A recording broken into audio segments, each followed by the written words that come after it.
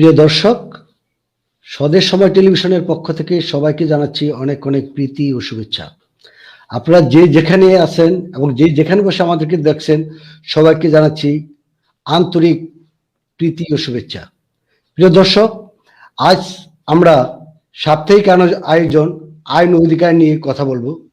আজও আমাদের মাঝে উপস্থিত আছেন অ্যাডভোকেট ফারুক হোসেন মোল্লা। আমরা আজকে আইনের বিভিন্ন দিক নিয়ে আলোচনা করব। আমাদের আজকের বিষয় আমরা নির্ধারণ করেছি পিতামাতা ভরণ পোষণ আইন ও শাস্তি। পিতামাতার সেবা করা প্রত্যেক সন্তানের নৈতিক দায়িত্ব। পিতামাতা, দাদা দাদি, ভাই বোন মিলে যৌথ পরিবার মানুষের বসবাস পৃথিবীর শুরু থেকেই, কিন্তু সমাজের বিবর্তনের যৌথ পরিবারের বসবাস প্রথার পরিবর্তন হয়েছে। ক্রমেই মানুষ স্বাধীনভাবে বসবাসের অভ্যস্ত হয়ে পড়েছে। এতে দিন দিন ভেঙে পড়েছে দীর্ঘ বছর ধরে চলে আসা যৌথ পরিবার। সন্তানরা ভুলে যাচ্ছে মা বাবা মায়া বাঁধন। দেশের এমন পরিস্থিতি অনুধাবন করে সরকার পিতামাতার ভরণ পোষণ আইন 2013 পাশ করেছে। এই আইনে পিতামাতা, দাদা দাদি এবং নানা নানির ভরণ পোষণ করার সন্তানের নৈতিক ও আইনি দায়িত্ব, অন্যথা তাদের শাস্তি বিধান রাখা হয়েছে। প্রিয় দর্শক, দুঃখজনক হলেও সত্য, পিতামাতার ভরণ পোষণ এটা প্রত্যেকটা সন্তানের দায়িত্ব।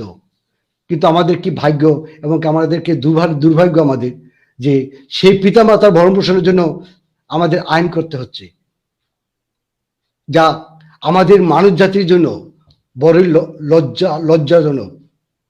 যাই হোক, এই ব্যাপারে আসলে আমাদের সাথে একজন আইনজ্ঞ আছে, আইন বিশেষজ্ঞ আছে।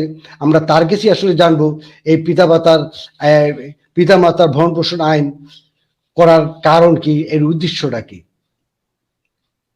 মোল্লা ভাই, আপনি কেমন আছেন আগে বলেন। জি, আমি আল্লাহর রহমতে ভালো আছি, করোনার মধ্যে অনেক ভালো আছি। এবং আপনি এবং আপনার দর্শক কেমন আছে? হ্যাঁ, ইনশাল্লাহ আমরা ভালো আছি।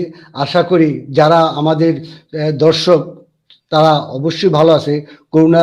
করোনার ভিতরেও তারা মঙ্গল আছে, এটা আমরা আশা করি। তো যাই হোক, আমরা আসলে একটু আজকে যেই সাবজেক্টটা বেছে নিয়েছি সেটা মাতা পিতার ভরণ পোষণ আইন। আসলে মাতা পিতার ভরণ পোষণ আইন করার উদ্দেশ্য কি? আমাদের কেন মাতা পিতাকে ভরণ পোষণ করতে হবে? এটা তো আমাদের নৈতিক দায়িত্ব। তারপরও কেন আমাদের এই আইনটা করতে হলো, একটু যদি বলেন। যাই হোক, প্রিয় দর্শক, স্বদেশ সবাই টেলিভিশনের কর্ণধার এবং স্বদেশ মানব উন্নয়ন কেন্দ্রের চেয়ারম্যান জনাব আকবর হোসেন ইতিপূর্বে এ বিষয়ে আমার কথাগুলির অনেকটা মূল্যবান কথা উনি ইতিপূর্বে উপস্থাপক হিসেবে উপস্থাপন করেছেন। আমি ধন্যবাদ জানাই ওনাকে যে উনি এই ধরনের যে উপস্থাপনার মধ্যেও যে মূল্যবান কথাগুলি উনি ইনক্লুড করতে পেরেছেন। আর আইনের বিষয়টা হচ্ছে আইনগত একটা বিষয়, নৈতিকতার একটা বিষয়, সামাজিকতা একটা বিষয়, এগুলি অনেকগুলো বিষয় আছে। কিন্তু যখন নৈতিকতা, সামাজিকতা, কর্তব্যবোধ এগুলি থেকে যখন মানুষ এগুলিকে পাশ কাটিয়ে যখন অন্য কাজ করতে চায়, তখনই কিন্তু সেটাকে রোধ করার জন্য আইনের দরকার হয়।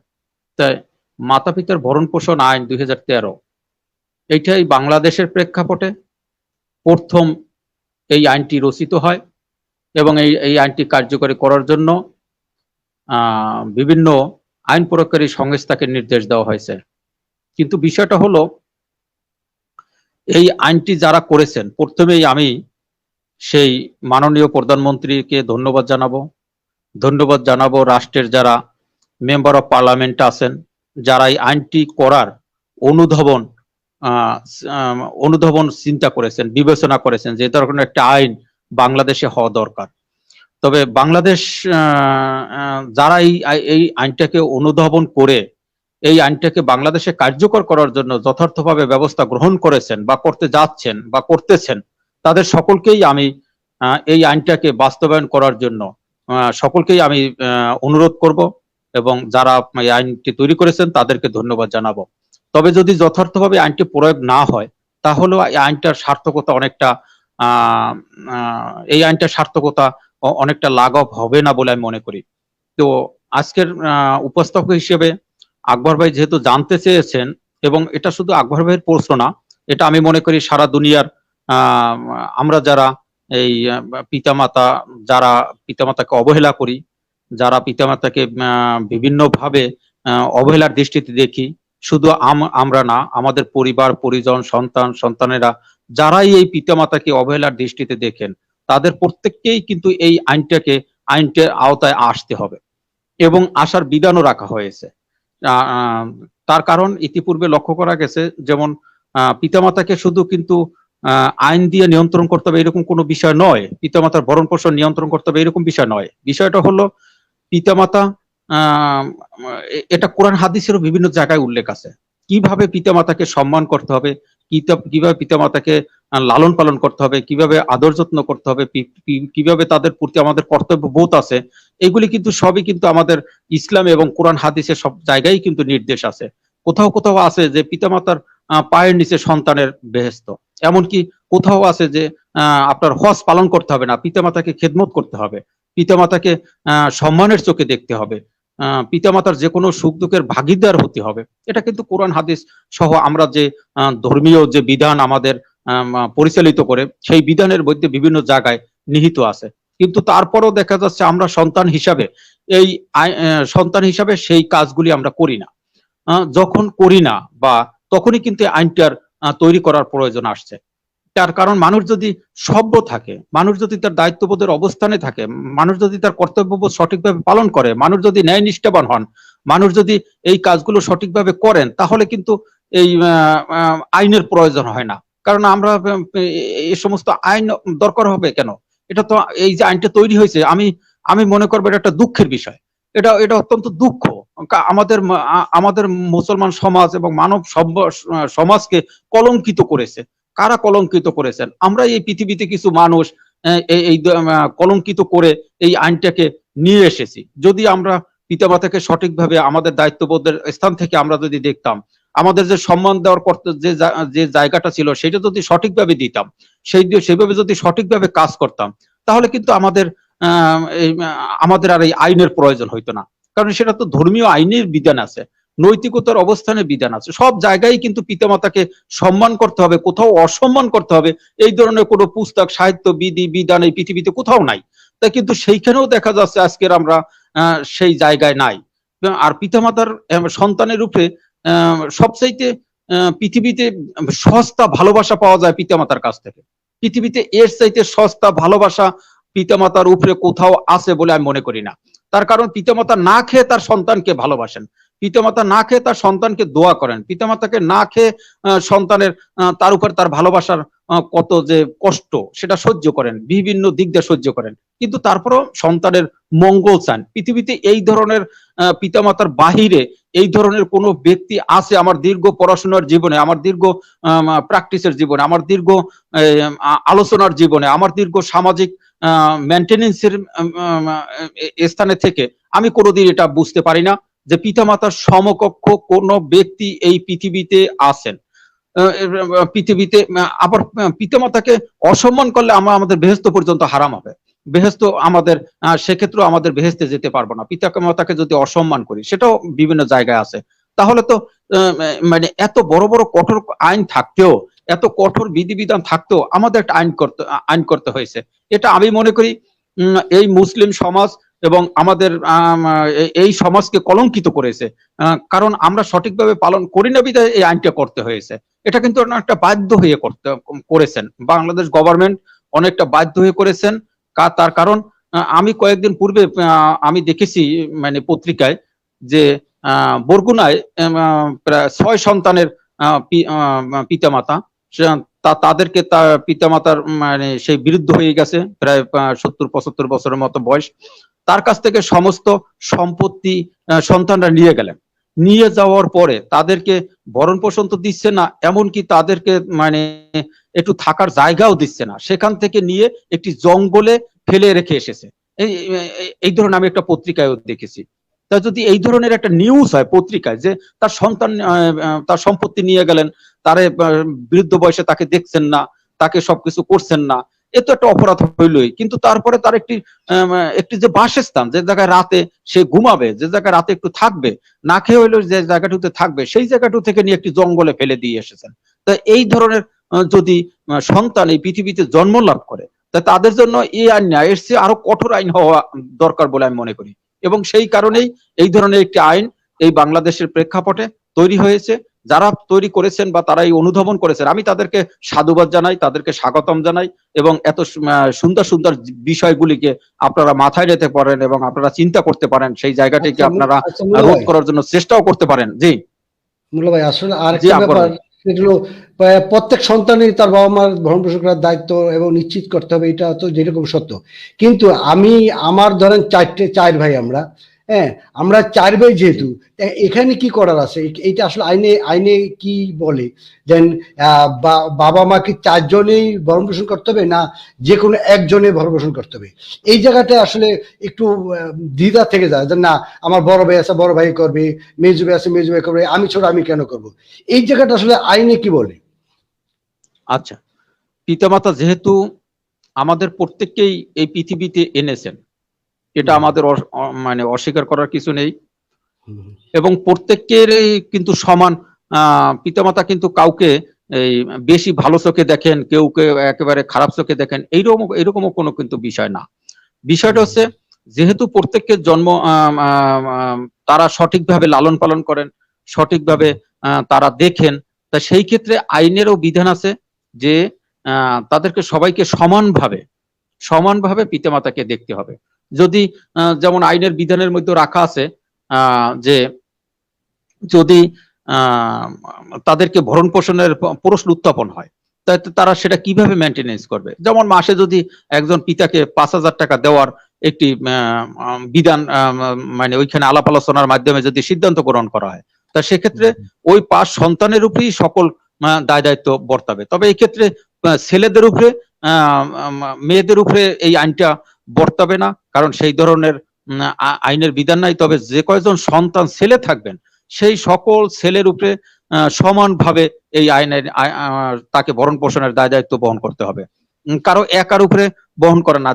তবে যদি একা কেউ বেশি করেন, যদি একা কেউ দায়িত্ব পালন করেন, সেক্ষেত্রে তাকে নিষেধ করা হয় না আইনে, বা সেক্ষেত্রে কোথাও বাধা নেই যে একা করতে পারবে না, আমরা সবাই করব। কিন্তু আইনের বিধানটা হলো, যদি তার 5 সন্তান থাকে, 5 সন্তানের মধ্যে 5 জন যদি ছেলে থাকে বা 3 জন যদি ছেলে থাকেন, সেই ছেলেদের উপরে এই পিতামাতাকে ভরণ পোষণ করানোর জন্য মানে সম্পূর্ণ দায় দায়িত্ব তাদের উপরে, এবং তারা সমান হারে, সকলে সমান হারে তাদের খরচ বহন করতে হবে।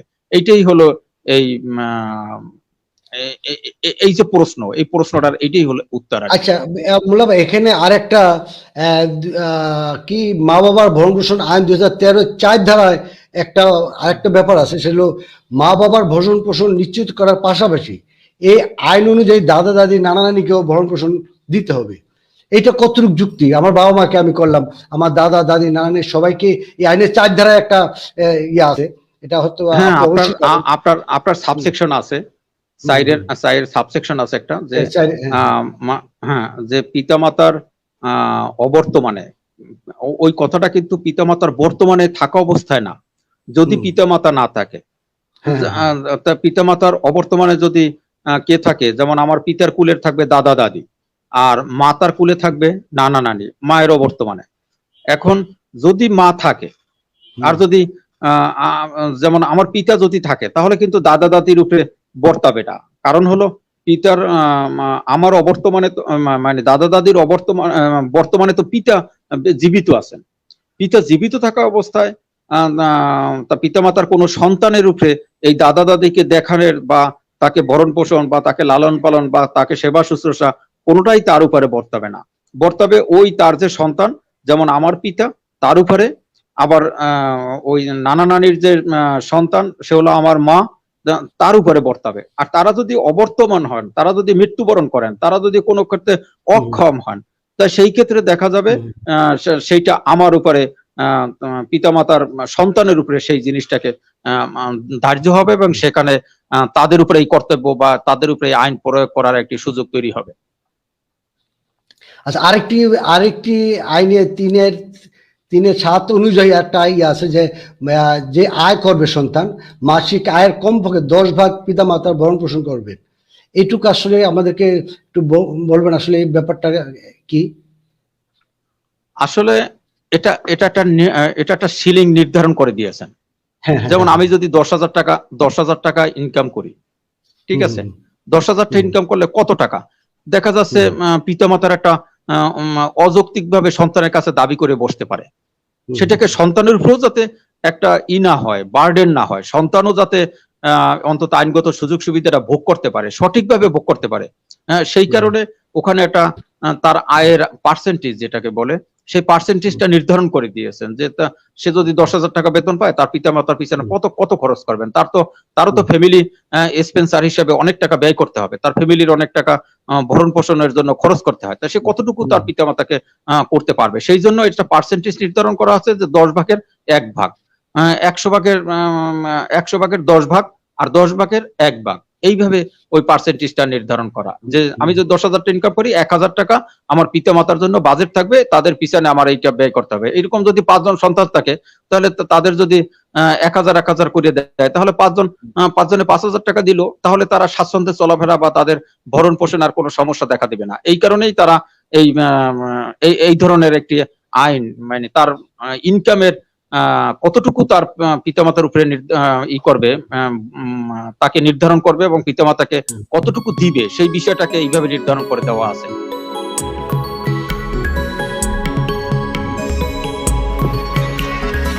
হাতটা বাড়াও আরজি তোমার কাছে, বিত্তশালী হাতটা বাড়াও আরজি তোমার কাছে। ও হো হো হো হো হো আহা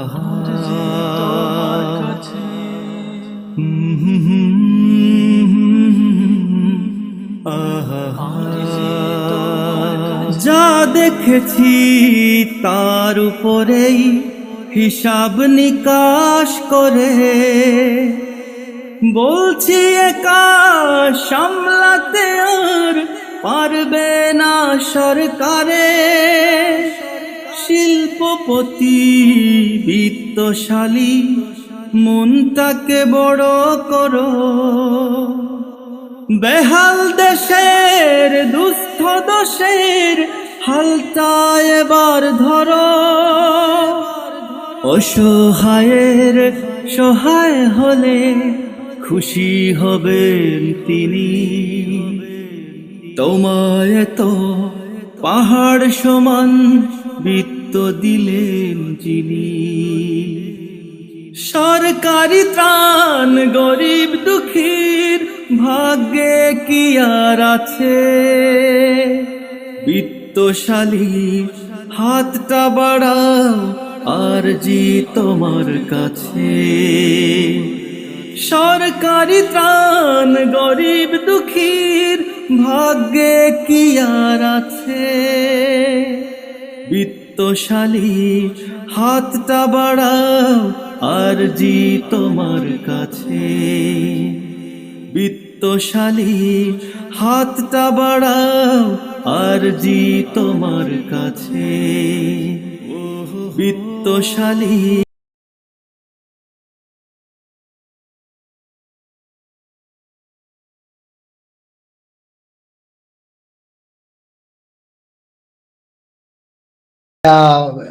দাদা দাদিকেও খাওয়ানো বা নানানিকেও দেখাশোনার দায়িত্ব আসলে সেই সন্তানের উপরে পড়ে। হ্যাঁ, যদি আমার আয় আছে, স্বল্প আয়ের সন্তান আমি, বা আমার আয় খুব স্বল্প, তাতে করে আমার সংসার চালানোই খুব কষ্টসাধ্য হয়ে যাচ্ছে।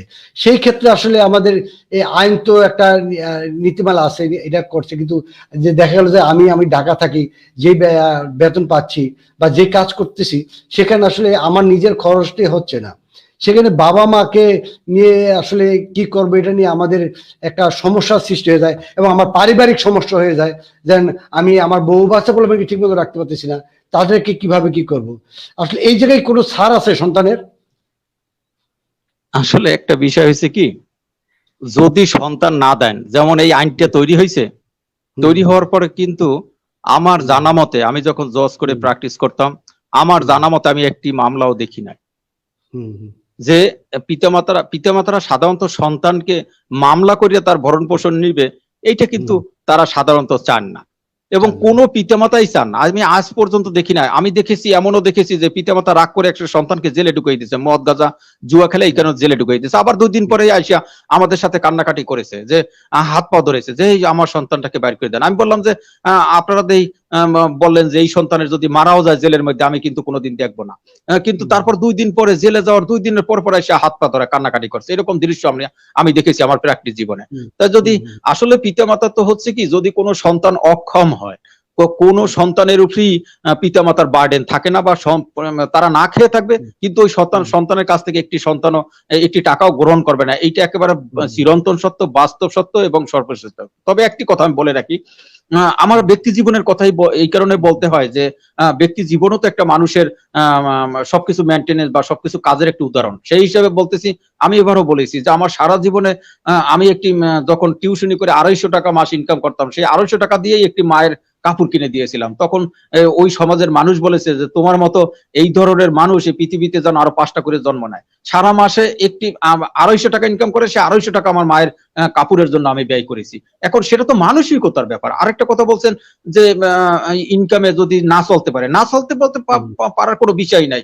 আমি সারা মাসে 5,000 টাকা ইনকাম করতে পারি না, এরকম কোনো বিষয় না। আর সারা মাসে চলতে পারি না, তা থেকে 200 টাকা আমি দিতে পারবো না, এইরকম কোনো বিষয় পৃথিবীতে নাই। এটা হচ্ছে মানসিকতার ব্যাপার, এটা হচ্ছে চরিত্রের ব্যাপার, এটা হচ্ছে নিজেদের ইচ্ছা শক্তির উপরে। দিতে পারবো না বা চলতে পারবে না বা আমি এইটা করতে পারবো না, এই ধরনের কোনো বিষয় না। কোনো মা বাপই, আমি পূর্বে বলেছি, কোনো মা বাপই অতিরিক্ত বার্ডেন কোনো সন্তানের উপরে রাখেন না সাধারণত। আমরাও তো পিতামাতার সন্তান, আমরা দেখেছি, আমরা যদি বেশি টাকায় কাপড় নিয়ে আসছি, মায়ের কাছে মিথ্যে কথা বলতে হয়েছে। যদি কিন্তু 500 টাকায় বলতাম মা 200 টাকা দিয়ে কিনে নিয়েছি, কেন? সে যদি 500 টাকা শোনে তাহলে আমাকে ঘর থেকে বের করে দেবে, যে তুমি তোরে এত টাকা দিয়ে কি কাপড় কিনে আনতে বলছে কেটা, তোরা এত টাকা দিয়া। আমি আমার জীবনে মাছ কিনে আনলে বাসায় আমি বলতাম মিথ্যে কথা। যদি বলতে 500 টাকা দিয়ে আমি আনতে বলতাম মায়ের কাছে 200 টাকায়। আমার যদি মায়ের জন্য যে কোনো জিনিস আমি বেশি টাকা দিয়ে কিনতাম, মায়ের কাছে যাই বলতাম কম টাকা দিয়ে। এই ধরনের মা আমি মনে করি প্রত্যেকটা পৃথিবীর প্রত্যেকটা মাই এই ধরনের, যে 2-1 ছাড়া, এক্সেপশন 2-1 ছাড়া, যে বলবে যে তুই আমার বেশি টাকা দে, এইটা দে, ওইটা দে, এই কর ওই কর, এরকম অতিরিক্ত কোনো পিতামাতাই চায় না। তারা শুধুমাত্র মৃত্যুর পূর্বে তারা একটি জিনিস চায়, যে আমরা কোন রকম একটু জীবন যাপন করে কোন রকম এই পৃথিবী থেকে চলে যেতে পারে নাকি। এইটাই পিতামাতার থাকে সাধারণত, শেষ পাওনা থাকে। তো সেই জায়গাটিতে যদি সন্তানরা সঠিকভাবে না দেখে, সেই জায়গাটিতে যদি আইনের মাধ্যমে হানা দিতে হয়, তাই এর চাইতে দুঃখ আর এর চাইতে পরিতাপ এবং এর চাইতে এই সামাজিক অবক্ষয় এর চাইতে আর পৃথিবীতে আছে বলে আমি মনে করি না। আচ্ছা, আরেকটা হলো 2013 আইনে 5 ধারার 1 অনুযায়ী যদি কোনো প্রবীণ তার সন্তানদের বিরুদ্ধে এ ধরনের কোনো অভিযোগ আনে এবং অভিযোগ প্রমাণিত হলে তাদের 1 লাখ টাকা জরিমানা, অনদায়ে 3 মাসের কারাদণ্ডের বিধান রাখা হয়েছে। এটা আইনের অমান্যকারী আসল শাস্তি। আপনি মানে আসলে আইন ঠিক আছে, শাস্তি ঠিক আছে, আসলে কি এইসব করে কি বাবা মার প্রতি ভালোবাসা আনা সম্ভব? 1 লাখ টাকা দিয়েও কি সেই ভালোবাসা আনা সম্ভব? আসলে আপনি বলেছেন যে যদি কেউ পিতামাতাকে সঠিকভাবে না দেখেন, আইনের 5 ধারায় আছে, পিতামাতাকে যদি কেউ সঠিকভাবে না দেখেন, পিতামাতাকে যদি কেউ তার দায়িত্ববোধের স্থানটা থেকে যদি সরে দাঁড়ায়, তাহলে কি করতে হবে? তাকে একটি আইনের আওতায় আসতে হবে। এসে তাকে একটা নির্দিষ্ট পরিমাণে জরিমানার বিধান রাখা হয়েছে এবং তাকে একটি শাস্তিরও বিধান রাখা হয়েছে। সেটা হলো অনাদায়ী শাস্তি, যে যদি এই জরিমানাটা না দেয়, তাদের যে বিষয়টা আছে এটা যদি না দেয়, তাহলে তাকে এই শাস্তিটা ভোগ করতে হবে। এই হলো আইনের বিধান 5 ধারায়। তো এখন বিষয় হলো এইটা কেন লাগবে? আমার তো এখানে একটা বিশাল প্রশ্ন, সমগ্র জাতির কাছে প্রশ্ন, যে এই আইনটা লাগবে কেন? কারণ পিতামাতাকে ওখানে আছে 1 লক্ষ টাকা জরিমানা, 1 লাখ টাকা জরিমানা যদি কোনো অভিযোগ আনয়ন করে কোনো পিতামাতা আইনে, তাহলে 1 লক্ষ টাকা জরিমানা, আর যদি 1 লাখ টাকা না দেন তো অনাদায়ী 3 মাস কারাদণ্ড। এই এই হলো আইনের বিধান। তবে এখন প্রশ্ন হয়েছে যেখানে যেখানে সামাজিক সম্পূর্ণভাবে অবক্ষয় হয়, যেখানে একটি চরম অশান্তি বিরাজ করে, যেখানে একটি আইন শৃঙ্খলার চরম অবনতি ঘটে, তখনই কিন্তু আইনের আশ্রয় নিতে হয়। তাই সেখানে দেখা যাচ্ছে প্রথম দেখা যাবে নিজের দায়িত্ববোধ, এরপর মানবিকতার বিষয়, এরপরে ধর্মীয় বিধি বিধানের বিষয়, এই সবগুলো যদি সে ভঙ্গ করে তাহলে তো তাকে আইনের আওতায় আনতেই হবে। তাকে জরিমানার বিধান রাখা হয়েছে, এটা সঠিক বিধান রাখা হয়েছে। তবে আইনটা সম্পূর্ণ আমার কিছুটা কি কোনো জায়গায় দ্বিমত আছে। দ্বিমত থাকলেও আমি সেটাকে বলতে চাচ্ছি না। তো বিষয় হলো এই আইনটা তো একটি জায়গায় প্রয়োগ করতে হবে। এই আইনটা তো একটি জায়গায় প্রয়োগ করে সমাজটাকে ঠিক রাখতে হবে। এই সামাজিক যাতে চরমভাবে ধ্বংসপ্রাপ্ত না হয়, একটি পরিবেশ যাতে চরমভাবে ক্ষতিগ্রস্ত না হয়, সেই কারণেই কিন্তু এই আইনটার বিধান রাখা হয়েছে যে ১ লক্ষ টাকা জরিমানা, ১ লক্ষ টাকা মানে প্রাথমিক পর্যায়ে কোনো পিতামাতা যদি করে মানে তার ভরণ পোষণের জন্য দাবি ক্লেম করে কোনো কোর্টে, তাহলে সেই কোর্ট বিচারান্তে তাকে ১ লক্ষ টাকা জরিমানা করবেন। সেই ১ লক্ষ টাকা জরিমানা করা একটা নির্দিষ্ট সময় তাদেরকে বেঁধে দেবেন। যদি সেই সময়ের মধ্যে তারা পরিশোধ না করেন এবং তারা যদি পূর্বের অবস্থানে থাকেন এবং আইনের নির্দেশ যদি তারা না মেনে নেন, তাহলে কিন্তু পরবর্তীতে ১ লাখ টাকা জরিমানার ক্ষেত্রে তাকে জেল ভোগ করতে হবে। জেল ভোগ করলেও যে তারা যে এই জায়গা থেকে সরে আসতে পারবে তা কিন্তু না। তাই সব ক্ষেত্রেই এই আইনটাকে যাতে কার্যকর হয়, যাতে যদি কোনো আইনে যদি জেল জরিমানার বিধান না থাকে, তাহলে যত বড়ই আইন হোক না কেন, সেই আইনটা কিন্তু সামাজিকগতভাবে, রাষ্ট্রীয়গতভাবে হোক, বিভিন্ন বিষয় হোক, এটা কার্যকর না হইলে কিন্তু সেই আইনের কোনো দাম নাই।